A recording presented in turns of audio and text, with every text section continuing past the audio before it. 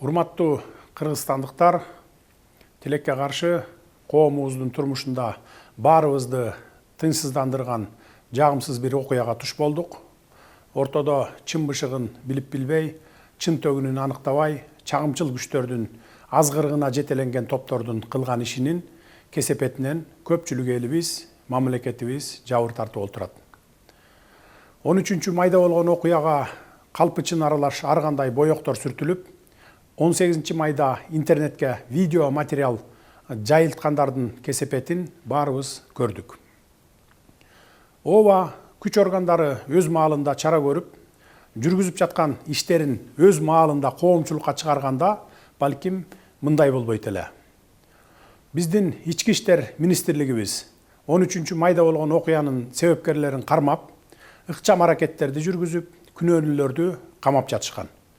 Бирок тилекке каршы бул кырдаалды башка күчтөр жагдайды курчутууга кызыктар тараптар пайдаланып кетүүгө үлгүрүштү.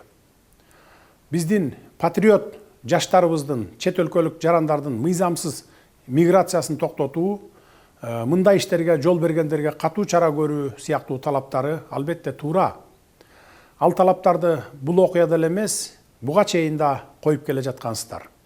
Тиешелүү мамлекеттик мекемелер бул маселелерге анализ жүргүзүп, тиешелүү иш жүргүзө баштагандыгын дагы билесиздер. Өзүңөр күбө болгондой, буга чейин эле улуттук коопсуздук мамлекеттик кызматы ички иштер министрлиги тарабынан мыйзамсыз жүргөн чет өлкөлүк жарандарды аныктоо иштери жүрүп жаткан. Бирок жогоруда белгилегенимдей, интернет желесине эмне чыкса ошого ишенип, тең салмактап талдоо жүргүзө албай, ортодо чагымчылдардын намысты козгогон азгырыктарына жетеленип, куттуу өлкөбүздүн өнүгүү жолуна багыт алган мамлекетибиздин эзелтен келаткан меймандос элибиздин кадыр баркына шек келтирдиңер. Бул өтө өкүнүчтүү. Биз бир карын майды бир кумалак чиритет болуп, оңой олжого туйтунуп, карактоо аракетин кылган бирин экин ээн баштардын, алардын мындай аракетин көбүртүп жабыртып, чоң чууга айлантууну көксөгөн чагымчылдардын арам ойлорун ишке ашырууга жол бербейбиз. 13 майдагы окуя иликтенип, күнөөлүүлөр кармалып, териштирүү иштери жүрүп жатканда, ал окуя тууралуу видео 18 майда интернетке жүктөлүп, биздин кызуу кандуу жаштарыбыздын канын кызытууга кошумча от жаккан, ортого чагым салган, куру намысты козгогон интернет посттор менен коштолду.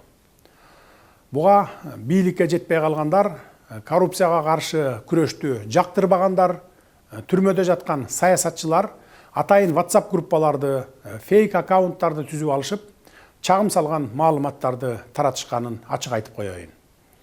Ошентсе да 18 май түнү чыккан жаштарды токтотууга аракеттер көрүлүп, ар кандай агрессия калтырып, мындан да жаман окуялардын чыгып кетишине жол берилген жок. Ошондой эле биздин кызуу кандуу жаштарыбызга күч колдонуп таратуу да болгон жок. Аны да жакшы билесиздер. Анткени алардын арасында курал алып, окуяны күтүүсүз башаламандыктарга айлантууну эңсеген арам ойлуулар жүргөнү тууралуу бизде ыкчам маалыматтар бар эле.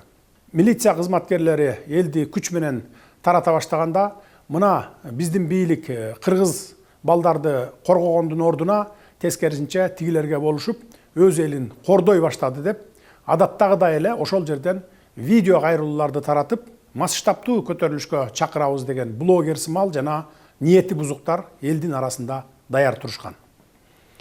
Андай өтө кооптуу жагдайларды биздин патриотпуз деген кызуу кандуу жаштарыбыз билген жок. Жаштар эле эмес, жалпы эл деле чын эле деп ишенип алышмак. Ошондуктан күч органдарына окуяны толук көзөмөлдөп, жаштарга түшүндүрүү иштерин байма-бай жүргүзүп, кырдаалды кагылышуусуз турукташтырууга аракет кылгыла деген буйрук берип турдум. Эгер мародерчулукка барса, милиция тарапка чабуул жасаса, же жатаканалардагы студенттерге кол сала баштаса, анда аеосуз чараларды көрөт элек. Бактыбызга жараша андай болгон жок. Албетте, башталышында студенттер жашаган жерлерге барып, кол салып жиберген тентектер болду. Аларды өз убагында токтотуп калганга жетиштик. эми алардын баары өз жазасын сөзсүз алышат. Биз укуктук мамлекетти кура алдык. Эми тартипти орнотобуз. Тартип болбосо кандай гана мамлекет болбосун өнүгүү болбойт. Кылмышкерлерди өзүн билемдик менен жазалоолорго жол берилбейт. Жазалоо үчүн сот бар, бийлик бар. Биз бул жолу ушул окуядан чоң сабак алдык. Эл дагы сабак алып, эми мындан ары мындай чакыныктарга, чагымчылдыкка, оор басырык, сергек ой жүгүртүү менен анализ жасап, дароо эле дүрбөп чыга калбайт деп ишенебиз. Эми мындан ары ушундай окуя кайталанса, анда күч органдары биринчи мүнөттөрдөн баштап эле күч менен таратуу ыкмасына өтөт. Кудайга шүгүр, азыр күч структуралары мурдагыдай алсыз эмес. Мейли ким болбосун, ал биздин жаранбы, же чет өлкөлүк жаранбы, мамлекетибиздин бүтүндүгүнө шек келтирсе, башаламандык уюштурса, аяосуз жазасын алышат. Урматтуу кыргызстандыктар, урматтуу патриот жаштар, биз дагы силер сындуу Кыргызстан үчүн күйөбүз. Биздин патриоттугубуз силердикинен ашса ашат, кем калбайт. Биз дагы силердей болуп, элибиздин башын бийик көтөрүп жүрүшүн каалайбыз. Ошол үчүн өлкөнүн өнүгүшүнө бар күч аракетибизди жумшап жатабыз. Өлкөбүз өзүнөн өзү өнүгүп кетпейт. Сырткы дүйнө менен тыгыз карым-катышта болуу менен гана алдыга жылат. Дүйнөнүн кайсы гана мамлекети болбосун, алака катышта болуубуз зарыл. Дүйнө таануу үчүн чет өлкөлөргө чыгуу керек. Ал үчүн биздин жаштарыбыз өнүккөн өлкөлөрдү көрүп, ак караны ажыратып, тажрыйба топтоп, эмгек миграциясында жүрүшөт. 1 миллиондон ашуун элибиз чет өлкөлөрдө окуп, иштөө менен элек. Биздин ошол жарандар сыяктуу эле бизге дагы чет өлкөлөрдүн жарандары келип, окуп, иштеп жатышат. Биз буга кубанышыбыз керек. Мунун баары алака катыш, байланыш, тажрыйба топтоо, туризм экенин жакшы билесиздер. Укуктук тил менен айтканда, мунун баары эл аралык байланыш, дипломатия, туризм жана башка деп аталарын да билесиздер. Ошол үчүн бардык өлкөлөр сырткы дүйнө менен байланышта болуп жашайт, инвестиция салып, өз өлкөсүнө инвестиция тартып, өсүп, өнүгөт. Бул өнүккөн өлкөлөр колдонуп келе жаткан классикалык үлгү. Башка өлкөлөрдө эле Кыргызстан дагы өнүгүүнүн ушундай багыттарын колдонуп баштаганбыз. Бул жаатта өзүңүздөр деле багыт берип, туризм менен өнүгөлү деп көптөгөн алгылыктуу сунуш пикирлерди айтып келе жатасыздар. Керемет жерлерибиз бар, ошолорго туристтерди тарталы, келсин, көрсүн, башкалардан эмнебиз кем деп келесиздер. Туризм тармагынан эле өлкөбүзгө мынча пайда түшөт экен деп өзүңүздөр эсеп чотунда айтып берип келатасыздар. Башка өлкөлөр өз өлкөсүнө туристтерди келтире албай убара. Ал эми биз келген ырыскыбызды тээп аткандайбыз. Башка маселе, эгер бизге келген туристтер маданиятсыз болсо, акырын айтып тарбияга салалы. Бул эми бир эле мисал айта берсем сөз көп. Биздин балдарыбыз да чет жерде жүрүшөт. Адам үйүнөн 40 кадам узагандан кийин мусапыр деп коет. Мен буларды айтып жатканымдын себеби ошол сырт дүйнө менен болгон мамилебизди, жаңыдан жанданып келаткан инвестиция, туризм тармагына эч болбосо меймандостук салтыбызга шек келтирбесек дегеним. Эң жок дегенде сыртта жүргөн уул кыздарыбыз дагы ушундай мамилеге учурап калуу мүмкүн экенин эсибизден чыгарбашыбыз керек. Муну жети өлчөп, бир кесип, туура ой жүгүртө алган жарандарыбыздын баары айтып жатышат. Урматтуу мекендештер, өлкөгө келген чет элдиктердин дагы ата мекени бар экенин, билимин алып, иштеген ишинен пайда тапкандан кийин акыры алар өз мекенине кетерин унутпагыла. Алар Кыргызстандан билим алып, ошончо жерден келип, ошончо акчасын бизге калтырып, убактылуу гана жүргөнүн унутпайлы. Чет өлкөлүктөр Кыргызстандан билим берүүсүн барктап, кызыгып келип, акысын төлөп окуп жатканын, бизде иштеген чет элдиктердин кызмат көрсөтүүсүнөн ушул эле биздин кыргызстандыктар пайда көрүп жатканын баарыбыз туура түшүнүшүбүз керек. Ошолордун калтырган каражаттарынан салык түшүп, ошолорго кызмат көрсөткөн окуу жайлар, чакан ишкерлер пайда таап жатканын, биздин экономикага миллиарддаган киреше алып келип жатканын кантип билбейбиз?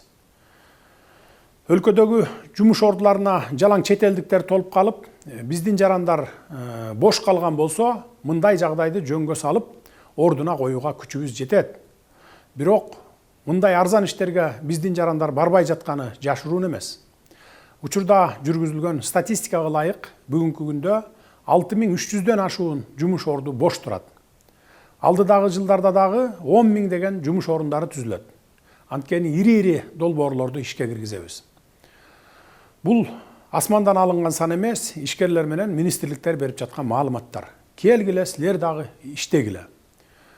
Бул иштерге биздин мекендештерибиз барып иштебегендиктен, биздин ишкерлер чет элдик эмгек мигранттарын чакырып, контрагын түзүп, иштетүүгө мажбур болуп жатышат.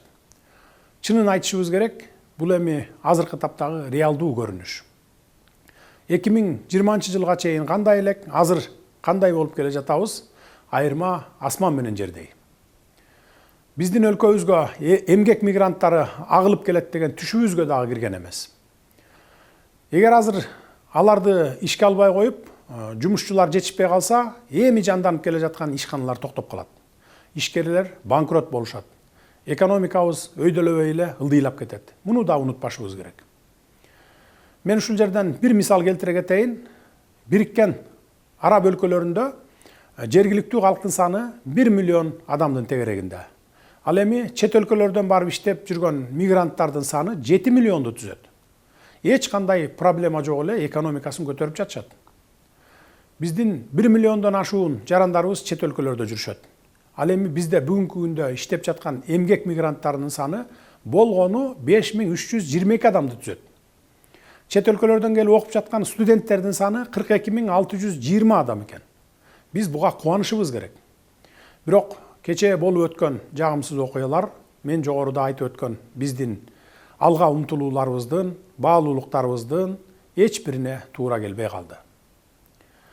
Урматтуу агайын туугандар, биз тарыхтан сабак алалы, болуп өткөн кайгылуу окуялардан туура бүтүм чыгаралы деп какшап келебиз.